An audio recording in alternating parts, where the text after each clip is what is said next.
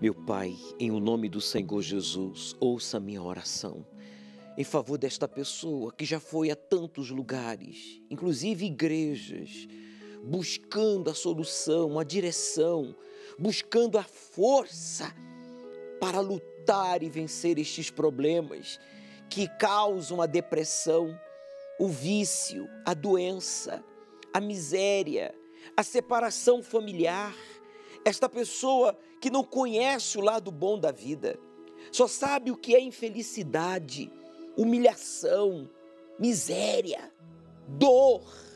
Dá um sinal para ele agora. Usa esta água que eu apresento a ti em oração como ponto de contato.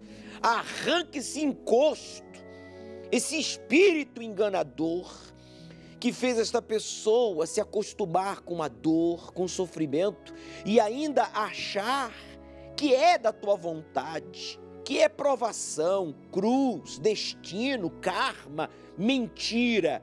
Tudo isso é mentira, porque está escrito na Bíblia Sagrada que o Senhor levou sobre si as nossas dores. Então, meu Deus, não é justo que esta pessoa continue carregando essa dor na alma, no corpo, na família, na vida econômica, seja qual for o problema. Dá um sinal para ele agora, em casa, no hospital, no trabalho, aonde quer que esta pessoa esteja. Usa esta água, meu Pai, eu peço a Ti, inclusive pelos que estão em um presídio, pagando pelos erros que cometeram ou sofrendo uma injustiça. Faça, meu Deus, a diferença na vida desta pessoa a partir de agora, por meio desta água consagrada. E você que crê, diga: eu creio. Então beba, participemos juntos desta água consagrada a Deus em oração. Receba a resposta à sua oração. Toda dor, coloque a mão sobre o seu peito, faça uma pressão. Toda angústia, toda tristeza, todo mal, diga: saia! Respire profundo. Receba o livramento, meu amigo. Entregue a sua vida àquele que marcou um encontro com você. Diante de tudo que você assistiu, viu, ouviu, chegou a hora de você dizer: eis-me aqui, me entrego a Ti. Deus, nas Tuas mãos, eu entrego a vida de todos. Que neste domingo, esta pessoa esteja conosco no Templo de Salomão, para receber a unção em seus pés, e o Senhor venha guiar os seus passos, que nunca mais ele volte a andar só. E você que crê, diga amém e graças a Deus. O Senhor é quem te guarda, é a tua sombra direita. Ele guarda a tua alma, te protege contra o mal. Ele guarda a tua entrada e a tua saída, desde agora e para sempre. Todos terão chip no corpo até 2030, diz o fundador e presidente do Fórum Econômico Mundial, Klaus Schwab. Primeiro podemos implantá-los nas nossas roupas e depois podemos até pensar em implantar nos nossos cérebros ou nossa pele. Segundo estudos, o livro de Gênesis, o primeiro livro da Bíblia, tem cerca de 3.400 anos. Apocalipse, o último livro, também chamado de o livro da revelação de Jesus Cristo, tem mais de 2.000 anos. Como um livro escrito há mais de 2.000 anos revelaria coisas que estamos vivenciando hoje se fosse escrito apenas sob a ótica de simples homens, como dizem os incrédulos? Também obrigou todos, pequenos e grandes, ricos e pobres, livres e servos, lhes seja posto um sinal na sua mão direita ou nas suas testas, para que ninguém possa comprar ou vender, senão aquele que tiver o sinal, ou o nome da besta, ou o número do seu nome. Isso não quer dizer que esse chip, ao qual Klaus Schwab se refere, seja a marca da besta, mas apenas que o cenário está sendo montado para isso. Os sinais não negam que algo profundamente espiritual está acontecendo. Em outubro de 2019, o Fórum Econômico Mundial promoveu um exercício de simulação sobre uma possível pandemia. 2 meses depois, a pandemia começou. Outro evento do Fórum Econômico Mundial, marcado para junho de 2021, cita um exercício que irá simular uma grande ofensiva cibernética, que poderia levar o mundo à queda das comunicações e da cadeia de produção, causando um problema econômico e social ainda maior do que a crise de 2020. O fato é que as grandes crises parecem surgir convenientemente sempre que as elites desejam implantar grandes mudanças. Em seu livro, Klaus Schwab afirma que a crise sanitária de 2020 proporcionou as condições favoráveis para a implementação do Grande Reset, uma redefinição global. Significaria a reconfiguração do capitalismo dentro de conceitos chamados de Quarta Revolução Industrial, inserido numa visão mais social, na qual o Estado teria mais controle. As Sagradas Escrituras estão se cumprindo e o fim se aproxima. Fique atento, pois os dias se abreviam. Aquele, porém, que perseverar até o fim, esse será salvo.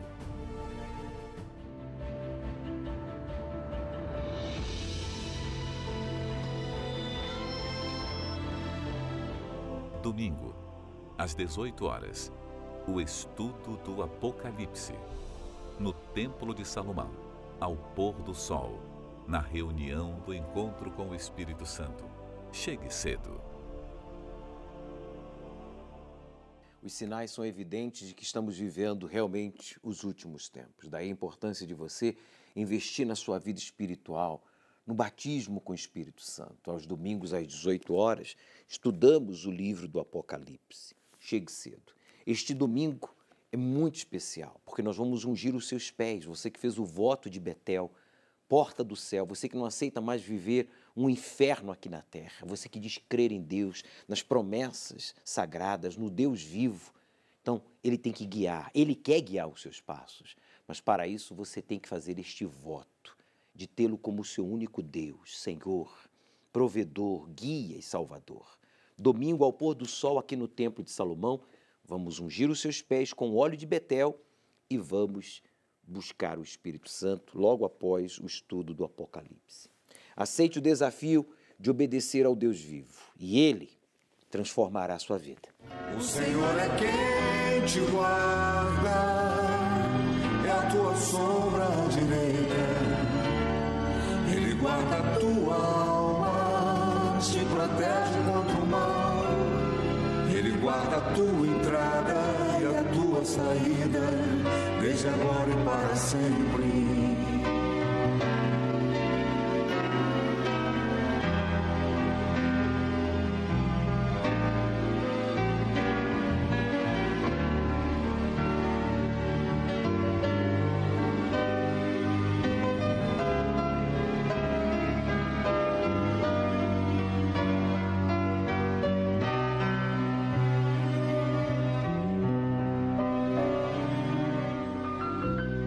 Elevo os meus olhos para os montes,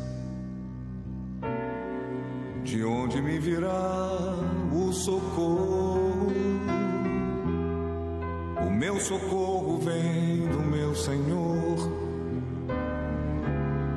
que criou os céus e a terra. Não deixará que o teu pé vacile. O Senhor é quem te guarda. Não dormirá o guarda de Israel, pois Ele é o teu socorro. te guarda, é a tua sombra direita. Ele guarda a tua alma, te protege contra o mal.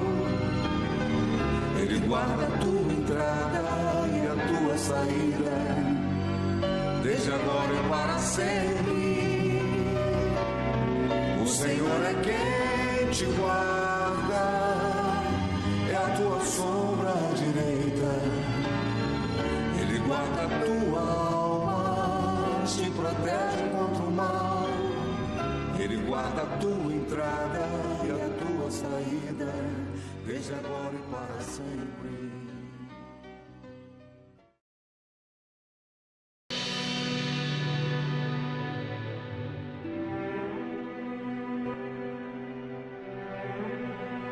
Pare aí agora. Você que vive insatisfeito consigo mesmo, você se sente infeliz, incompleto, frustrado é a palavra. E você está aí agora pensando em tirar a sua própria vida por causa desses sentimentos de insatisfação, esses sentimentos de frustração. Eu digo, pare. Eu disse e repito, pare. Você não vai tirar a sua vida. Mas você, meu amigo, vai aprender, através deste programa, o que fazer para Deus guiar os seus passos, para Deus abrir os seus caminhos e fazer você viver um pedacinho do céu aqui, ó, aqui na terra, aonde as pessoas estão vendo você humilhado, endividado, doente, viciado, solitário. As pessoas vão olhar e vão dizer, quem te viu, hein? E quem te ver. Aí você vai dizer, meu amigo, isso é o voto de Betel. Como é que é? Eu fiz o voto de Betel. O que é isso? Você vai falar, porta do céu. Eu saí do inferno que eu vivia porque eu fiz um voto com o Criador. Mas que voto é esse? Vão perguntar. Você vai dizer, o voto de ter a Deus como meu único Senhor, guia, protetor, provedor e salvador. Arrebenta. Você está duvidando? Você está achando que isso não é possível? Presta atenção. Consegui comprar aquele carro que eu sempre sonhava. E foi aí que eu quebrei a cara, que a prestação do carro começou a atrasar. Chegou um tempo de ficar 5 prestações do carro atrasado, o banco ligando, falando que já estava com busca e apreensão. Meu nome é José Nilton de Mello, hoje eu sou um microempreendedor. Eu vim do Nordeste para aqui, para São Paulo, que meus pais procuravam ter uma vida melhor. Mas chegando aqui eles viram que não era isso. Tiveram muita dificuldade, viemos a morar de favor na casa dos meus tios. E assim eu cresci, vendo aquilo ali. O dinheiro não dava para nada, porque a gente era em quatro irmãos. Mas eu sempre tinha um sonho dentro de mim. Um dia ir crescer, mas ter um bom emprego, para ter um bom salário, para poder ajudar em casa e comprar minhas coisas. Mas eu estava perto de completar meus 18 anos e falei, quando eu completar meus 18 anos, eu vou arrumar um emprego registrado. Porque eu tinha muito sonho de comprar um carro. Depois que eu tanto lutei, batalhei bastante, consegui comprar aquele carro que eu sempre sonhava. E foi aí que eu quebrei a cara, que a prestação do carro começou a atrasar. Chegou um tempo de ficar 5 prestações do carro atrasado, o banco ligando, falando que já estava com busca e apreensão, que chegou a um ponto de eu pedir para fazer acordo na empresa para me poder pagar as prestações desse carro que estava atrasado. Tudo amarrado, trancou tudo. Então aí nessa época eu já estava morando junto com a minha esposa e as coisas começaram a faltar dentro de casa. Eu trabalhava, fazia hora extra, mas só que não resolvia nada. Arrumava algum jeito de fazer uma outra renda, mas só que as coisas começavam a piorar cada vez mais e ficava tudo amarrado, tudo trancado. Eu não conseguia achar uma saída. Aí nessa época a minha esposa, ela já ia na Igreja Universal e eu ia também, mas só que assim, só para acompanhar. Porque eu chegava lá, às vezes eu estava com sono, não prestava atenção no que o pastor estava pregando. Na hora da busca eu não buscava, eu ficava ali calado, às vezes nem levantava. No começo eu não dava muito assim uma atenção para o dízimo, nem para o dízimo, nem para a oferta. Porque eu achava, igual muitos lá fora acham, que a igreja não precisa do dízimo, não precisa de uma oferta, porque Deus me chamava ali, Deus falava comigo, mas só que eu falava, essa palavra não é para mim, essa palavra é para o outro, é para o que está aqui do lado, aqui na frente, atrás, não é para mim. Eu falei, poxa, eu estou indo para a igreja, o pastor ele está pregando, mas só que está entrando no ouvido e saindo no outro, eu não estou dando o ouvido para a voz de Deus. Eu pensei, eu falei, será que vai mudar a minha vida do jeito que está? Eu estou com um carro com a prestação atrasada, endividado, morando de favor, então eu vou fazer um teste, eu vou ver se funciona. Que foi aí que realmente começou a mudar. Porque eu comecei a buscar pelo meu casamento, comecei a buscar pela minha vida financeira, comecei a buscar pela minha vida espiritual. Aí depois que eu me tornei o dizimista fiel mesmo, o que aconteceu? O dinheiro que faltava começou a sobrar alguma coisa. Tipo assim, a gente ia com uma quantidade ali para fazer uma compra. Nossa, mas esse dinheiro não vai dar para fazer essa compra. Então a gente partia para ali, a gente chegava lá, fazia a compra que sobrava. Aí eu até muitas vezes eu falo para minha esposa direto, é o poder de Deus. Porque quando a gente coloca Deus em primeiro lugar, a nossa vida muda, a gente tem outra visão, outros objetivos. Eu comecei a fazer um bico na pizzaria do meu cunhado, só final de semana. Para quê? Para aumentar a minha renda. Mal eu estava sabendo que Deus estava me preparando para algo melhor lá na frente. Tanto que hoje eu deduzo assim, a pizzaria que eu tenho, que Deus colocou no nosso caminho para a gente administrar, Deus estava me preparando lá atrás para mim poder ter a capacidade de administrar uma pizzaria hoje. Porque eu trabalhava lá de empregado, eu estava ganhando bem, mas não era o suficiente para me dar o melhor para minha esposa e para o meu filho. Apareceu uma oportunidade de eu comprar uma pizzaria já funcionando.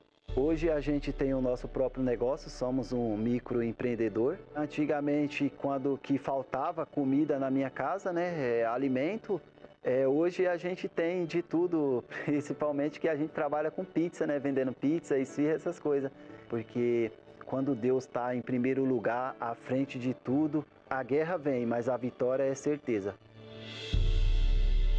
Católicos, evangélicos, você que se intitula Testemunha de Jeová, meu amigo, você conhece as Escrituras Sagradas, mas não pratica. Você está se autocondenando.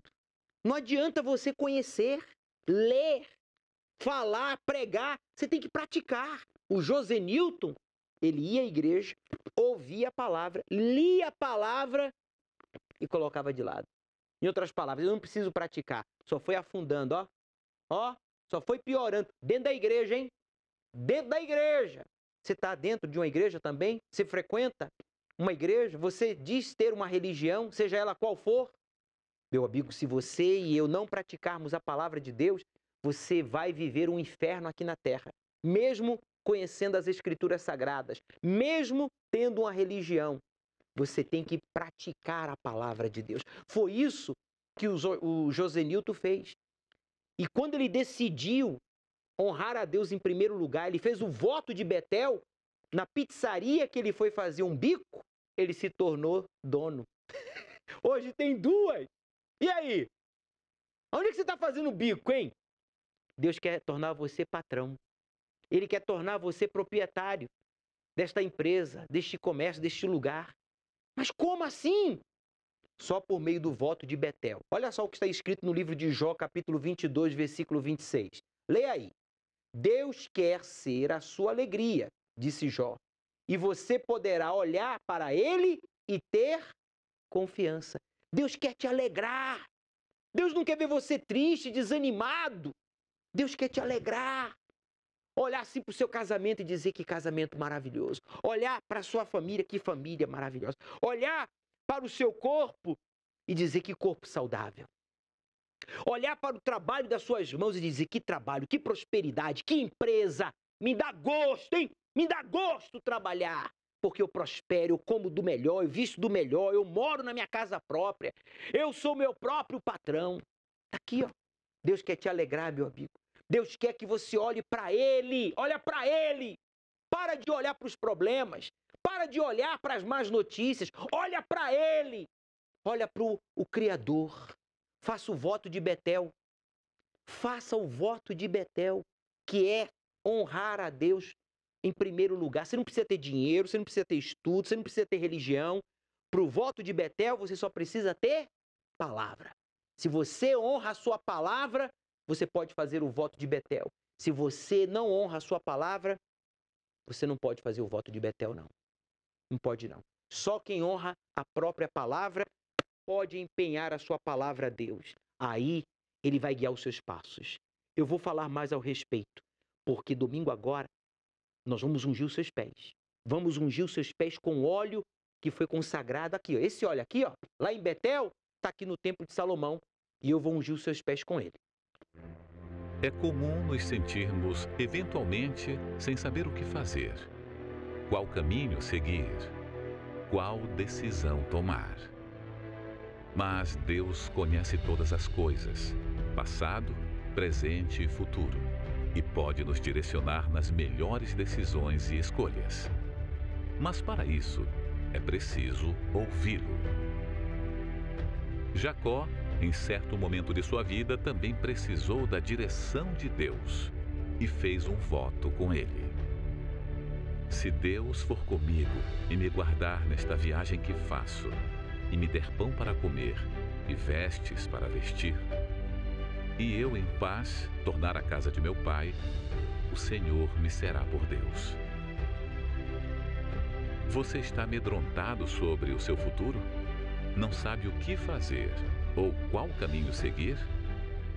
Domingo, dia 20 de junho, realizaremos a unção nos pés, com azeite consagrado em Betel, a terra em que Jacó fez seu voto com Deus. Lâmpada para os meus pés é a tua palavra e luz para o meu caminho. Neste dia você receberá de Deus direção para os seus caminhos, proteção, força para concluir tudo o que iniciou e ainda iniciará. Ao pôr do sol, na reunião do encontro com o Espírito Santo, às 18 horas, Avenida Celso Garcia, 605 Brás, no Templo de Salomão. Milhões de famílias brasileiras voltaram à linha da miséria. A fome voltou a ser uma realidade no Brasil. Desde a infância, a gente vivia dependendo de doações. A minha vida foi uma vida muito sofrida. Eu me chamo Janaína, sou empresária no segmento de descartáveis e embalagens. E antes de eu me tornar dizimista fiel, a minha vida foi uma vida muito sofrida, vamos dizer assim, né? Eu passava necessidade, desde a infância a gente vivia dependendo de doações, tanto no sentido de alimentos, né? Cesta básica, marmita, comida pronta mesmo, de doações de vizinhos, quanto em vestimentas, né? Em roupas também. Então, eu tinha o conhecimento do dízimo, mas eu tinha uma forma diferente de pensar, né? Eu achava que se eu, no meu pouco, ainda tivesse que tivesse que devolver para Deus, o que sobraria para mim, né? Como eu teria condições de me manter, de prover as coisas ali da minha casa, da minha família.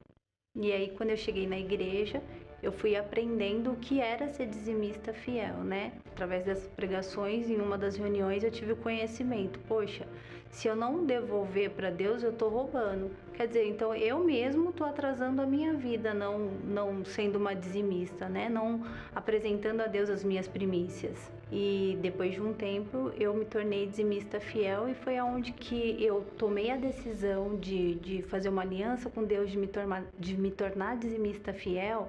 Foi o momento da reviravolta da minha vida, foi o momento da mudança realmente. E eu me recordo que o meu primeiro dízimo foi mais ou menos no valor de R$30, né? E a partir dali, eu permaneci sendo fiel a Deus, permaneci honrando a Deus, a ponto de eu sair daquela necessidade com a minha família, né? A ponto da gente não mais estar recebendo doações de terceiros. E hoje eu tenho uma vida totalmente diferente daquela situação que eu vivia antes de me tornar dizimista. Deus foi dando a direção pra gente, nós montamos um comércio na Praia Grande, que é essa loja de embalagens que nós temos hoje, embalagens descartáveis. A loja vem evoluindo, vem crescendo, está sendo uma loja próspera, está atendendo o comércio em geral da Praia Grande. Então, mesmo em meio à pandemia, e mesmo em meio a essa crise que todos nós vivenciamos, né? A nossa loja, ela pôde o quê? Se superar. Ela houve o crescimento de clientes e ali nós fomos honrados por Deus graças ao nosso pacto, à nossa aliança com Deus. Hoje nós temos um patrimônio mais ou menos equivalente a R$800 mil, tá? Nós temos um apartamento na Praia Grande, conquistamos uma casa também lá. Aqui em São Paulo nós temos a metalúrgica do meu esposo, que o prédio é próprio. Nós temos 2 carros para a família. Na loja nós temos um carro que atende a demanda do delivery e temos a moto também que faz o delivery, o processo de delivery. Hoje nós temos funcionários lá, onde que a gente pode abençoar eles e as famílias deles também, né? Então, para quem tinha uma vida totalmente fracassada, vamos se dizer assim, né? Quem chegou ao ponto de dividir um ovo com a irmã, hoje eu tenho condições de ajudar outras famílias, hoje eu tenho condição de estar abençoando outras famílias graças ao voto que eu fiz com Deus de ser dizimista, né? E hoje nós temos 2 empresas, que é a loja metalúrgica, né? Temos um casamento abençoado, tenho uma filha também muito abençoada, minha filha tem 12 anos e vivemos uma vida muito abençoada. Para quem chegou a dar um dízimo no valor de R$30, hoje meu dízimo é um valor extremamente triplicado ou quadriplicado, pode-se dizer assim, né? Mas diante de tudo o que aconteceu, dos benefícios que houve comigo, diante do pacto que eu tive com Deus, nada se compara ao Espírito Santo. Ele é mais importante do que qualquer coisa que eu tenho, do que qualquer coisa que eu vier a possuir. Nada se compara à presença de Deus, ao Espírito Santo dentro da minha vida. A Janaína, hoje empresária no ramo de embalagens, ela que o seu primeiro dízimo foram R$30, porque ela ganhou 300. Ela fez o voto de ter a Deus como o seu Senhor, o seu provedor, o seu guia, o seu Senhor e Salvador, quando estava vivendo uma vida de miséria. Nos limites da dor, ela não tinha o Espírito de Deus. Por isso ela não tinha sabedoria inteligente, aplicada, dedicada, desde a adolescência, mas amarradinha. Bispo, eu estou cansado de viver uma vida de amarração. Eu quero também prosperar como a Janaína. Então faça o voto de Betel, meu amigo. Faça o voto de Betel. Você não precisa ter dinheiro, trabalho, negócio. O que você precisa é honrar a sua palavra. Coloca a mão aqui sobre a rocha. Coloca a mão sobre essa rocha que representa Jesus aqui, ó. Coloca a mão aí e diga: fale o seu nome. Completo. Faço o voto de Betel. Ter ao Senhor Deus como meu único Senhor, provedor, protetor, guia e salvador. De tudo que chegar às minhas mãos, eu vou te honrar em primeiro lugar, levando ao teu altar as primícias que pertencem a ti. Amém. Já era, meu amigo. Você fez o voto de Betel, Deus segurou na tua mão. E eu vou te ungir com este óleo aqui, ó. O óleo da botija, consagrado lá em Betel, vai chegar aos seus pés neste domingo. Vamos ungir os seus pés. Os pastores vão estar aqui na entrada do Templo de Salomão para lhe atender em particular. São pastores consagrados, casados há décadas, homens experientes. São pastores de peso. Pastores de peso. Aqui no Templo de Salomão. Eles vão lhe orientar. Chegue cedo para você receber o atendimento e na reunião nós vamos ungir os seus pés. Vai arrebentar.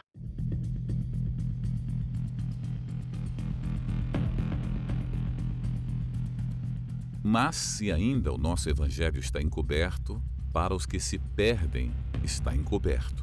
nos quais o Deus deste século cegou os entendimentos dos incrédulos, para que não resplandeça a luz do Evangelho da glória de Cristo, que é a imagem de Deus. É cada vez mais nítida a cegueira espiritual deste século, que tenta incansavelmente provar que o errado está certo e que o certo está errado. Nas escolas, a luta pela ideologia de gênero tem tido mais peso do que a luta pelo aprendizado intelectual das crianças. Convencer de que o indivíduo pode negar sua natureza biológica, criada por Deus, se tornou pauta frequente para partidos políticos da esquerda. Enquanto isso, famílias conservadoras e fundamentalmente cristãs lutam para não anular os valores da família e fazer prevalecer os princípios divinos. E é aí que o cristianismo ganha cada vez mais ódio por parte daqueles que seguem o Deus deste mundo, pois consideram a Igreja do Senhor Jesus a grande ameaça que impedirá os seus projetos de se cumprirem. Ou seja, servir ao Senhor Jesus está se tornando sinônimo de conflitos e, em algumas partes do mundo, a ameaça tem sido mais acentuada. A Somália, Eritreia e Sudão estão entre os primeiros de uma lista mundial de perseguidores dos cristãos.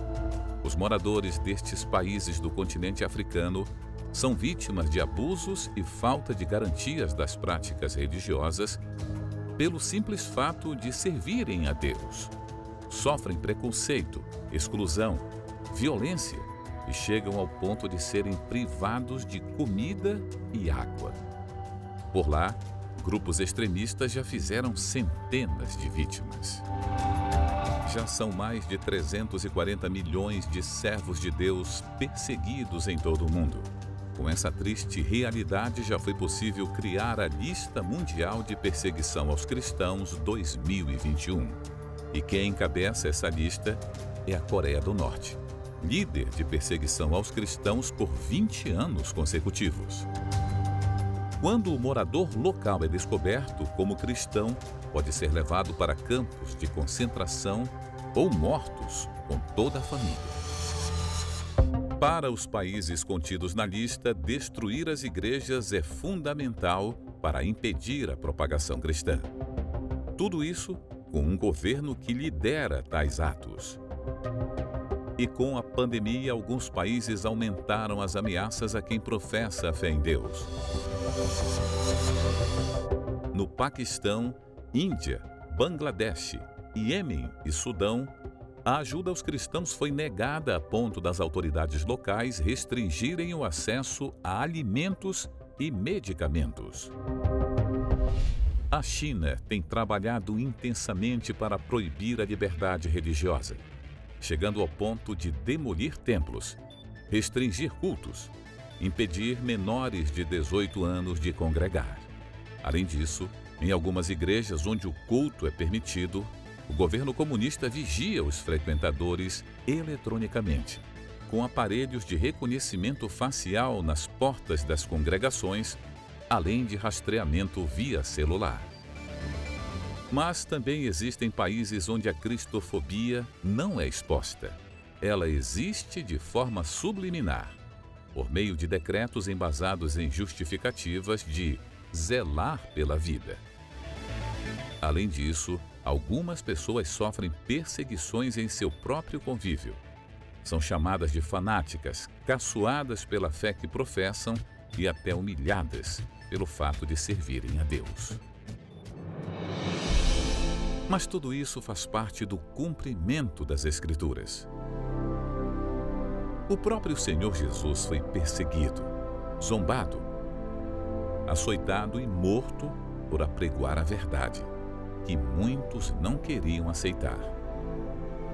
E é dele as palavras que afirmam que seremos perseguidos por amá-lo. Porém, a recompensa de tudo isso vem de forma divina. Bem-aventurados que sofrem perseguição por causa da justiça, porque deles é o reino dos céus. Domingo, às 18 horas, o estudo do Apocalipse. no Templo de Salomão, ao pôr do sol, na reunião do encontro com o Espírito Santo. Chegue cedo.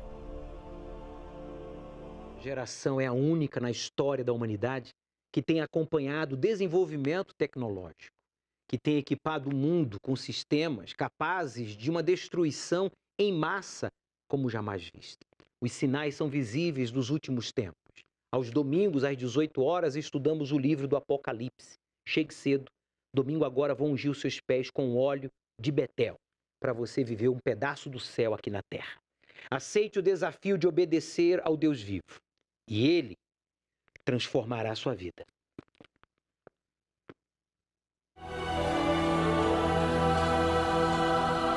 Um dia o sol não vai brilhar no céu e dirão: se apagou.